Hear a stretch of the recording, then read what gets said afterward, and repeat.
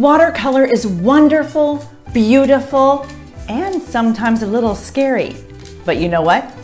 I have 3 fun, fast, and fabulous projects for you today that were designed especially for the beginner watercolor artist in mind. Are you excited? I am too. Let's get started. Okay, let's go over your supply list first. You need a composition notebook, a pair of scissors, glue dots, or double-sided tape. You also need a couple acetate sheets. These are just clear plastic sheets that you can pick up from any office supply store or craft store. Paper towels, a water cup, an inexpensive watercolor set of your choice. You can use washi tape or painter's tape. For this project, I chose to use painter's tape. Finally, you also need 2 paintbrushes, a round paintbrush and a flat paintbrush. And last but not least, watercolor paper. You can use extremely inexpensive paper for these projects. All right, now that we have our supply list, let's move on as to how I prepare my watercolor sets. All right, I'm going to check. What I do is I take my brush and I dip it into some water and I squeeze 5 or 6 drops into each of the pots of paint that I'm going to be using.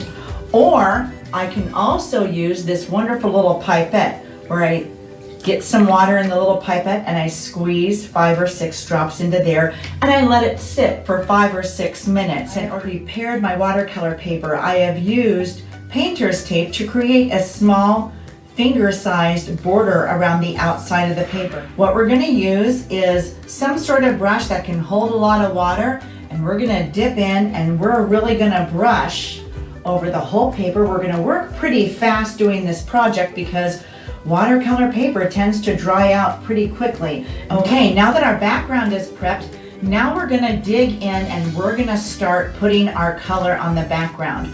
You can do it in whatever way you want. You might be inspired by the way that you see me here. You can watch some videos online to say how to make a watercolor background, but here is just one idea of how to do it.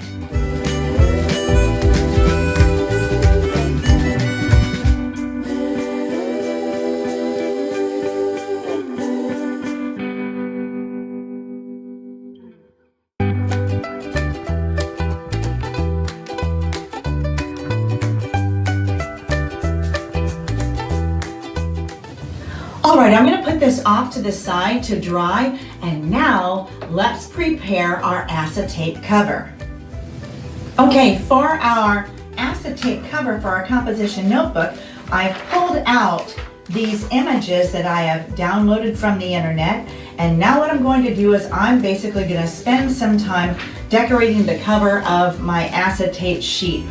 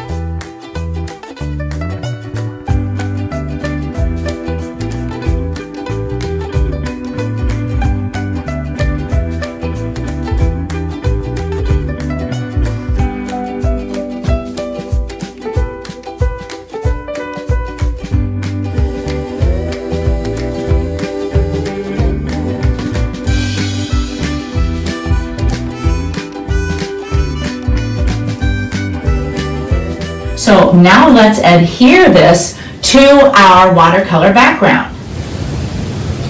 Okay, the background that I made with you earlier is still drying, so I decided to pull this one out. This one I made about an hour ago and is nice and dry now. So I'm going to remove the tape and adhere this wonderful cover to this background.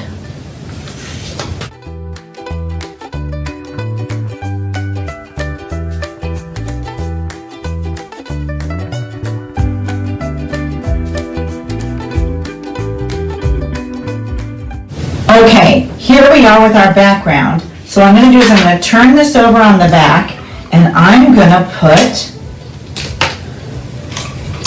only 4 small pieces, because I don't want it to show up too much, of double-sided tape, or you can also use clear glue dots. And I'm going to adhere that to the front of this.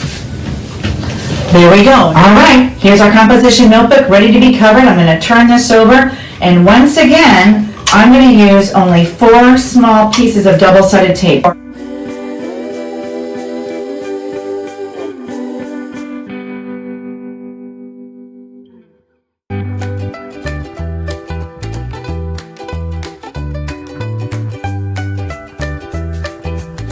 Now let's move on to our birthday card. Okay, the supplies for our birthday card are really super simple. They're very similar to the supplies that we needed for our composition notebook. What we basically need is a pre-made card and envelope. I buy these in a set of 50 at places like Michael. And this is just very inexpensive watercolor paper that I have cut to just fit inside the pre-made card. And black Sharpie markers, watercolors, and brushes. That's it. So let's get started. Okay, for this project, we're going to use the thicker black Sharpie marker. I might use the detail one to put in little details at the end. You can tell with these that I used the smaller brush to get these fine details on my orange candle there, but these are generally done with the larger one. It's totally up to you. This was, of course, written with the thicker one. This was, of course, written with the thinner one. Totally up to you. But for the sake of this video, so that it pops off the page and you can see what I'm doing better, I'm going to use the thick marker.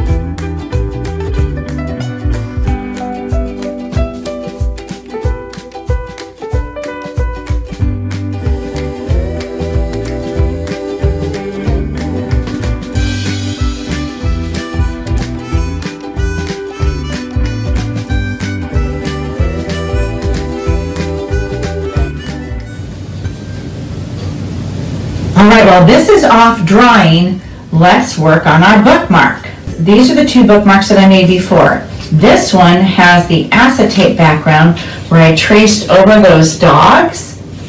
Isn't that cute? And then this one I actually just wrote directly, whoops, wrong side, directly on top of my, my watercolor.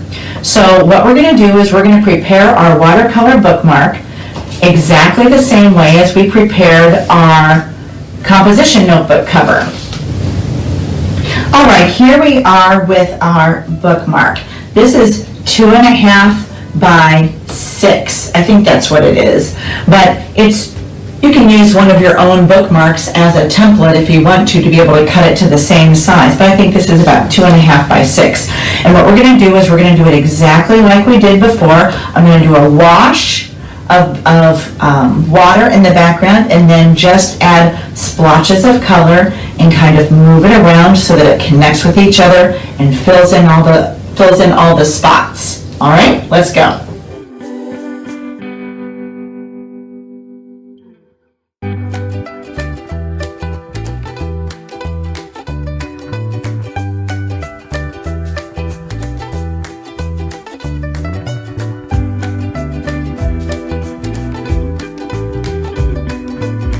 Let me me put this off to the side to dry, and then we're going to work on our acetate cover for this bookmark. Alright, so I pulled out my doodle art and I've got my acetate background, so now I'm just going to place it on top of here and trace some art.